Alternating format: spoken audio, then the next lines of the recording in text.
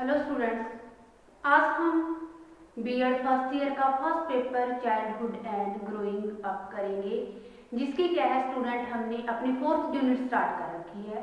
Fourth unit के अंदर student आज लेक्चर नंबर है हमारा 16। तो लेक्चर नंबर 16 शुरू करने से पहले स्टूडेंट मैं आपको बता दूं कि लेक्चर नंबर 15 के अंदर हमने क्या किया। लेक्चर नंबर 15 के अंदर स्टूडेंट हमने किया कि संवेगों, जो संवेग हैं, संवेग का अर्थ, परिभाषाएं, संवेगों के प्रकार और संवेगों की विशेषताएं, उन्हें हमने अलग अलग पॉइंटों के द्वारा क्लियर किया। तो स्टूडेंट आज हम लेक्चर नंबर 16 के अंदर करेंगे कि संवेगों को प्रशिक्षित करने की विधियां संवेगों को आज हम लेक्चर नंबर 16 के अंदर करने जा रही हैं। तो स्टूडेंट मैं अपना टॉपिक शुरू करने से पहले बता दूं कि संवेग होते हैं क्या, इमोशन होते हैं क्या स्टूडेंट की।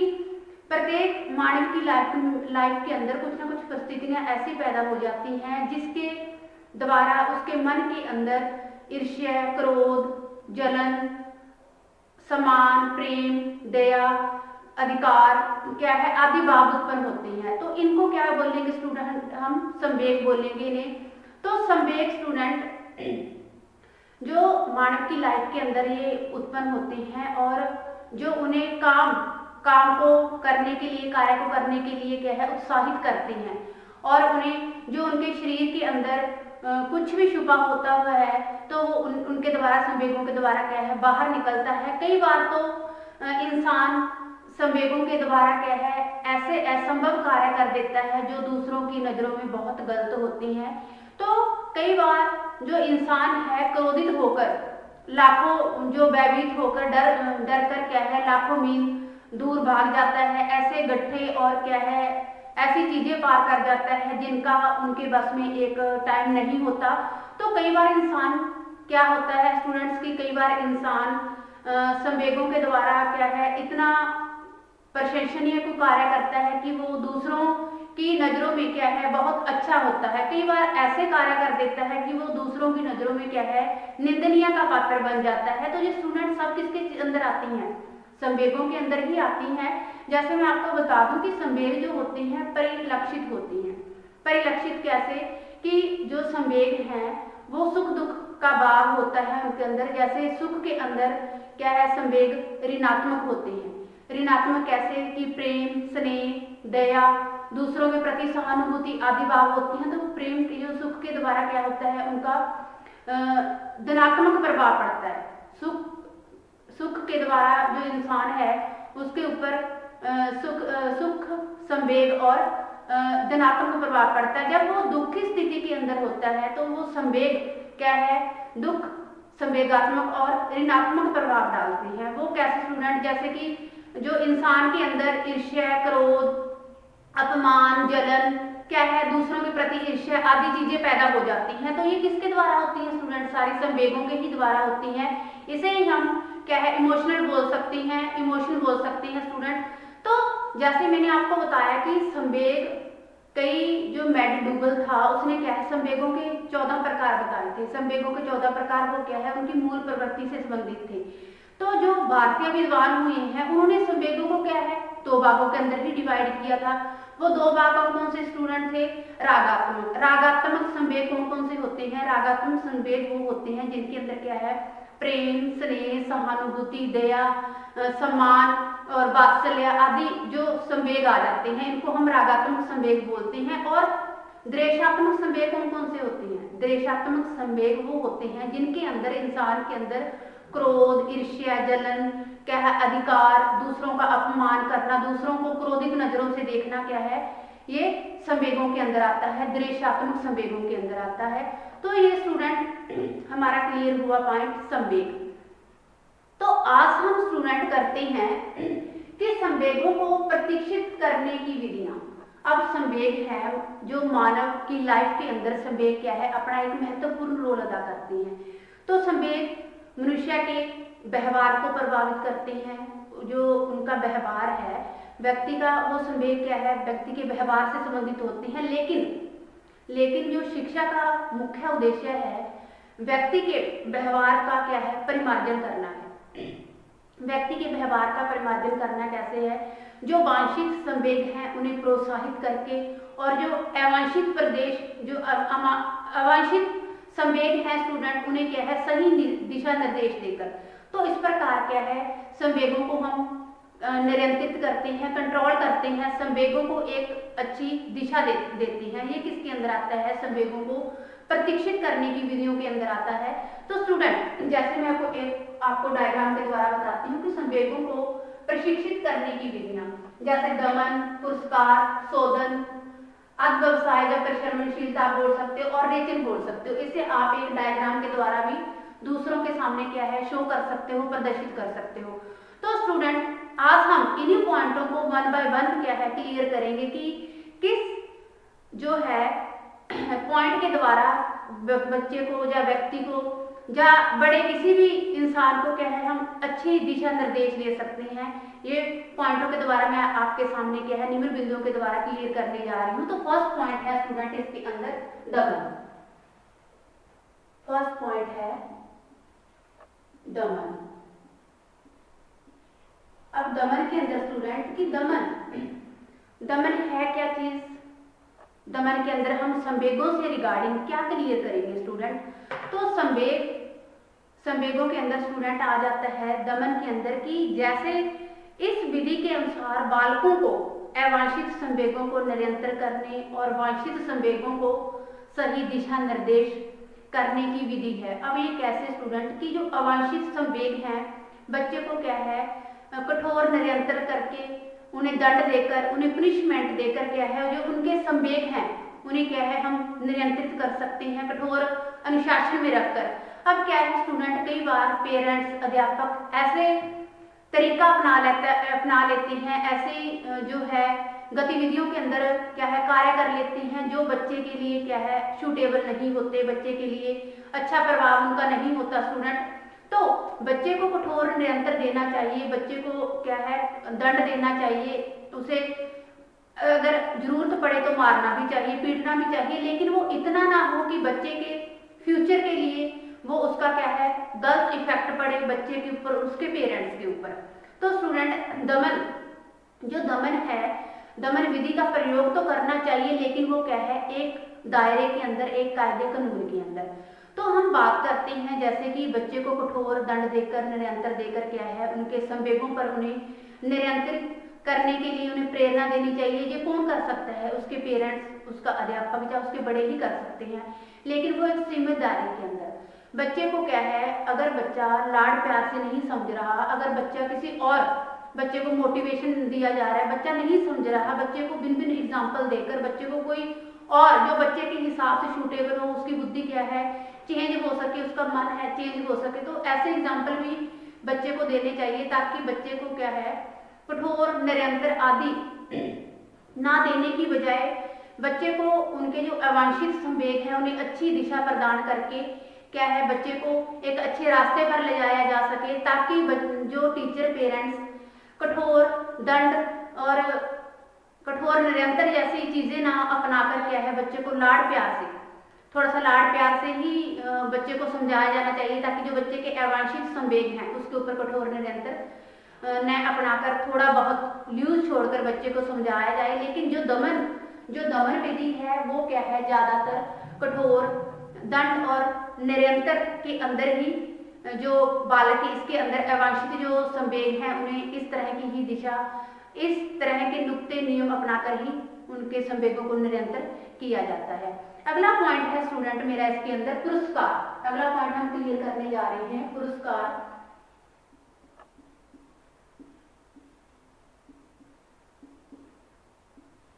अब पुरस्कार को देखिए स्टूडेंट, जो क्या है जो दमन विधि है इसके बिल्कुल ऑपोजिट है। जो दमन विधि है स्टूडेंट वो इसके बिल्कुल ऑपोजिट है, जैसे आपको पॉइंट ही क्लियर कर रहा है कि जो पुरस्कार है इसके अंदर स्टूडेंट ये विधि दमन विधि की क्या है बिल्कुल विपरीत है, बिल्कुल ऑपोजिट है। जो हम बात कर रहे हैं संवेगों की कि जो अवांछित संवेग हैं उनको किस प्रकार नियंत्रित किया जाए, उनको किस प्रकार काबू किया जाए। अब हम बात करते हैं स्टूडेंट की पुरस्कार देकर कैसे। कई बार क्या है बच्चा ऐसी दिशा के अंदर जाता है कि उसे रोक पाना क्या है हमारे लिए बहुत मुश्किल होता है, हमारे लिए बहुत क्या है, हमें असंभव की स्थिति में डाल देता है।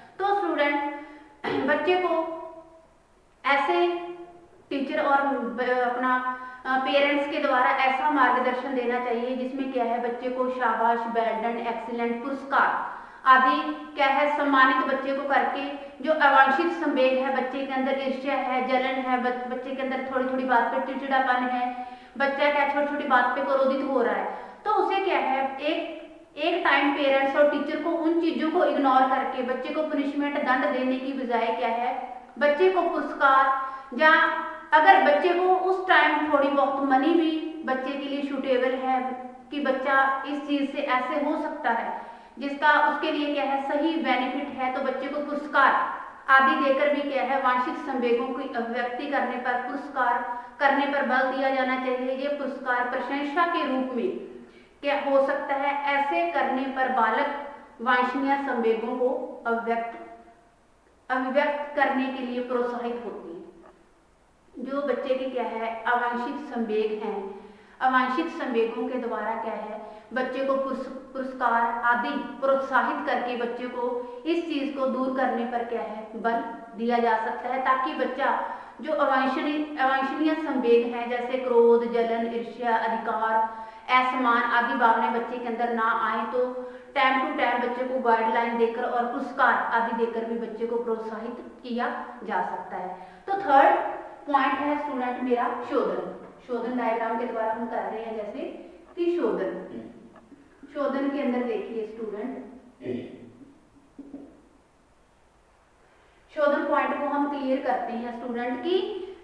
जो शोधन पॉइंट है स्टूडेंट वो क्या है, जो वांछित और अवांछित संवेग है, जो क्या है वांछित और अवांछित संवेग है, दोनों को संवेगों को अभिव्यक्ति करता है। जो शोधन है वो वांछित और अवांछित संवेगों दोनों को क्या है अभिव्यक्ति करता है।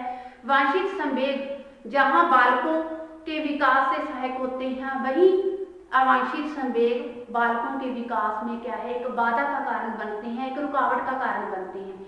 तो वांछित जो संवेग है उससे क्या है बच्चे का विकास हो रहा है, जो अवांछित संवेग है उससे क्या है बच्चे के विकास के अंदर रुकावट आ रही है।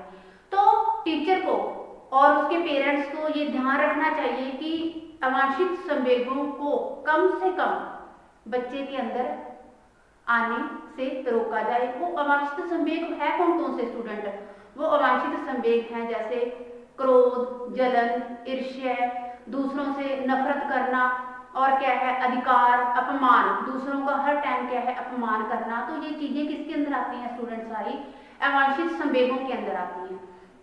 तो स्टूडेंट हम बात कर रहे हैं कि अवांछित संवेगों और वांछित संवेगों ये दोनों का क्या है मिक्सअप विधि है कि वांछित संवेगों से बालकों का विकास होता है और अवांछित संवेगों से क्या है बच्चे के विकास में रुकावट बनते हैं। अब अवांछित क्या है संवेग है जो उनको आने से रोकना है। शोधन के द्वारा अवांछित संवेगों को परिमार्जन करके उन्हें अच्छी दिशा दी जानी चाहिए।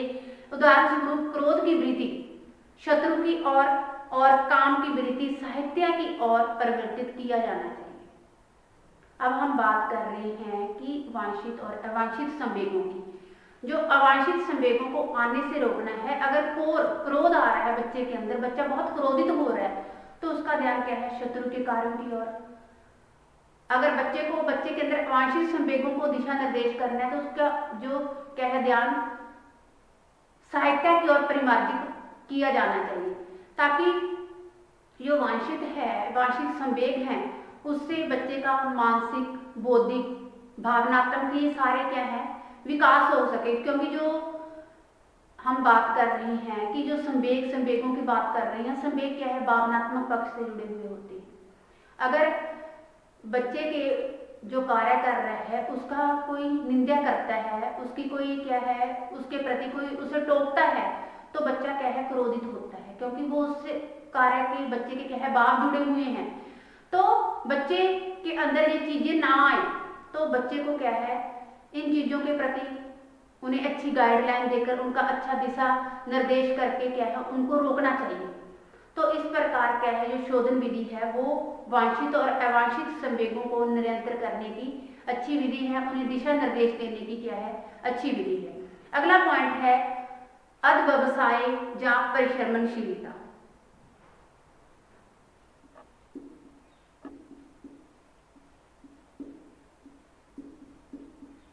अध्यवसाय या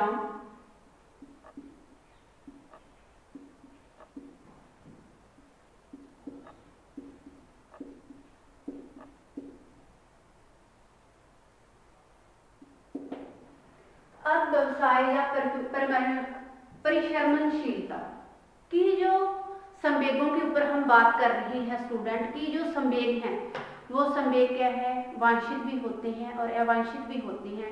अगर बच्चे के अंदर वांछित संवेग हैं, बच्चा क्या है, जो दो बालक हैं चाहे दो इंसान हैं, क्या है वो अलग अलग जो व्यक्तिगत विभिन्नता होती है, उनके अंदर इंडिविजुअल डिफरेंस होता है, वो क्या है अलग अलग होता है। कभी भी दो व्यक्ति एक समान नहीं होते।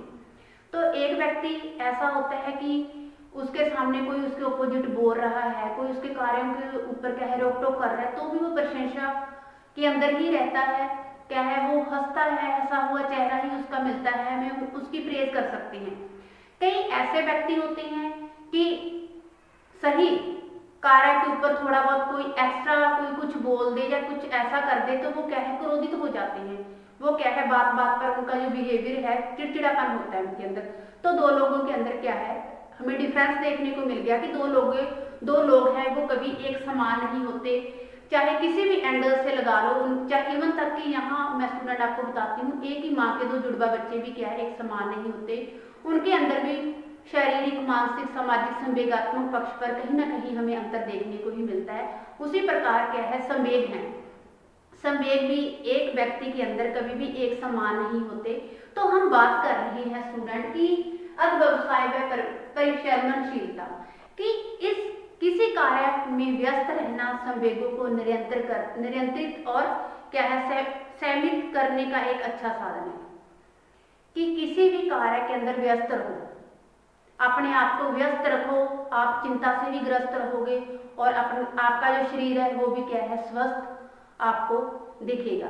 तो स्टूडेंट हम बात कर रहे हैं कि अगर बच्चा अपने आपको किसी कार्य के अंदर व्यस्त रखता है तो बच्चे के ऊपर जो अवांछित संवेग हैं वो क्या है अपना प्रभाव नहीं दिखाते, उसके इर्द गिर्द के लोग उसके क्या है कोई भी जो उसके ओपोजिट क्या है उसके कुछ भी बोल रहा है, उससे कोई दुश्मनी है चाहे किसी प्रकार का कोई भी व्यक्ति, तो उसका इस बातों पर क्या है कोई असर नहीं होता। तो ज़्यादा से ज़्यादा जो बच्चों को गाइडलाइन देनी चाहिए कि वो अपने आप को व्यस्त रखें, हर काम के अंदर कोई ना कोई काम के अंदर क्या है हार्ड वर्क करते ही नजर आए। तो स्टूडेंट इधर उधर गलत कार्यों की ओर आकर्षित होता है। उपयोगी कार्यों में व्यस्त रहना संवेगों को वशीभूत करने का एक अच्छा उपाय है कि अपने आप को व्यस्त रखो, अपने आप को व्यस्त रखकर ही संवेगों को क्या है नियंत्रित करने का एक सबसे अच्छा वशीभूत उपाय है, सबसे अच्छा उपाय है।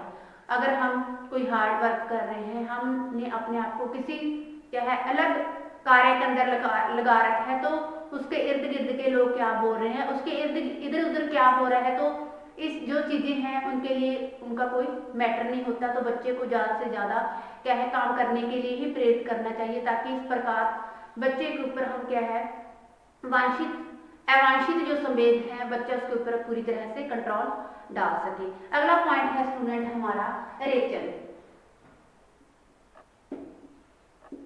रेचन को क्लियर करते हैं स्टूडेंट की रेचन है विधि कौन सी, जो रेचन है वो रेचन विधि है क्या चीज, तो हम इसके ऊपर बात करते हैं स्टूडेंट की रेचन विधि ऐसी विधि है जो अवांछित संवेगों को आने से रोकती है।